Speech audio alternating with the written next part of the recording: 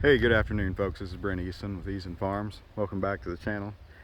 Well, I was driving around looking at pastures today, ahead of the cattle, where we got to rotate to and stuff, and saw something interesting I kind of wanted to share and talk about on video.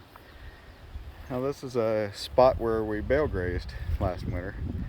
Now I'd knocked out a hole in the fence row here for rotational grazing purposes, for ease of traffic and to improve our flow around the farm.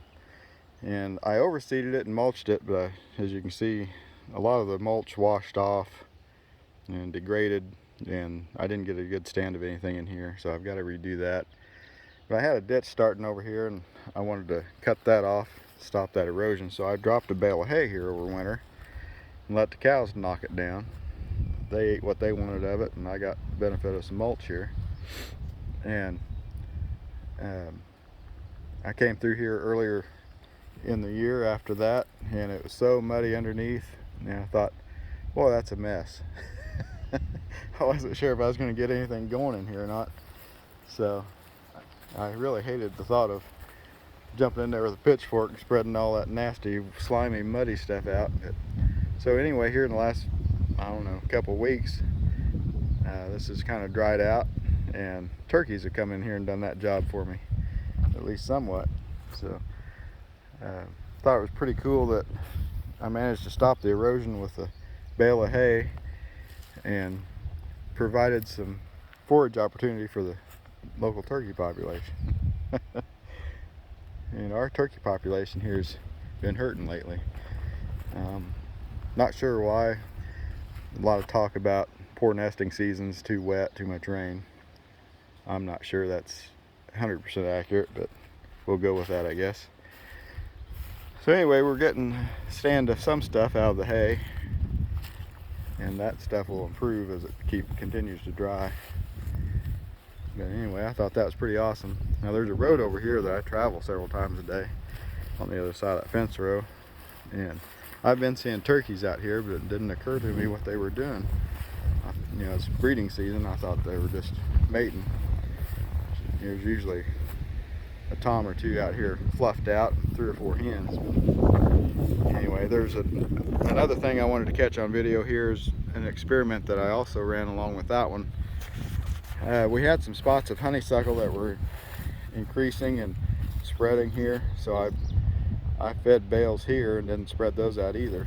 And you can see we're getting the same tillage aeration effect from the turkeys here. This spot we've wiped out the honeysuckle, so we made good gains there. And this spot, it was getting pretty bad, and we've killed it out.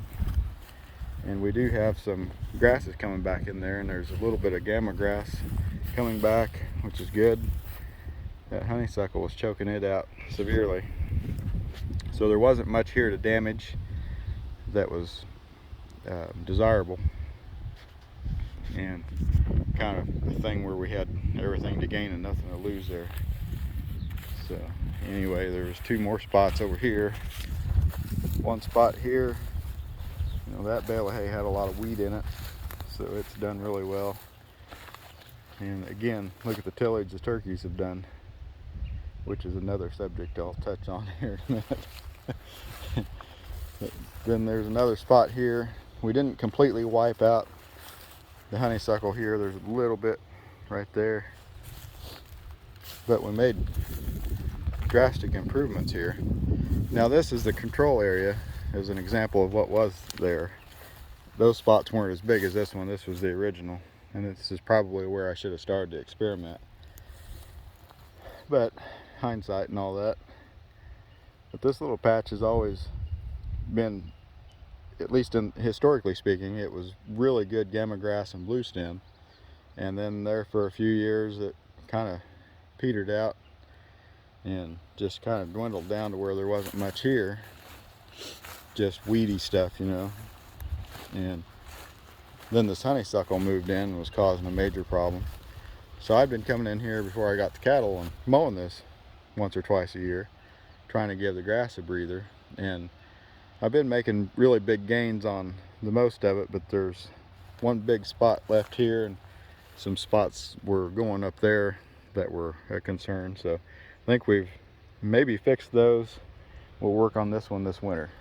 And in the meanwhile, this stand of gamma and blue stem is really coming on, looking good. I'm pretty proud of it. It's better than it's looked in 5 years. So. Pretty cool. Now the other thing was, I'd mentioned the tillage effect here from the turkeys. One of my pet peeves, I've been to a lot of these grazing schools and soil health conferences, and I love most of that stuff, like 99% of it. But every once in a while I hear somebody speak that has a bad habit of throwing out the catchphrase, nature doesn't do tillage.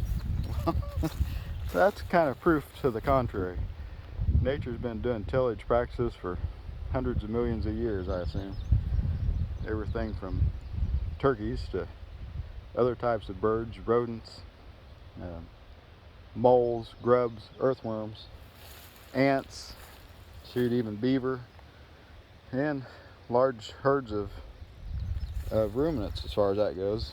We've all heard and read the accounts of pioneers going across the plains and seeing such vast herds of American bison that they'd cut a clean swath of bare ground across the tall grass prairies. Well, I don't know for sure what everybody's definition of tillage is, but to me that qualifies. So anyway, I got that rant off my chest. It's something, a thought that occurred to me as I looked at this and how much tillage the turkeys had done here. Now that's not drastic deep tillage, granted, but that's still tillage. They've gotten down into the soil. Pigs is another thing. Now they're an invasive species and a damaging environmental hazard, but they definitely do tillage, and we've definitely had pigs on Earth for at least hundreds of thousands of years, if not millions. So if you think about it, there's a lot of cases of natural tillage.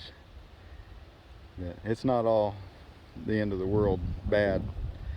It happens. Nature does it all the time. So anyway, that's my rant for the month. I get 1 month, so I'm gonna leave that off there, and I've got other stuff to do, so I'm gonna get moving on.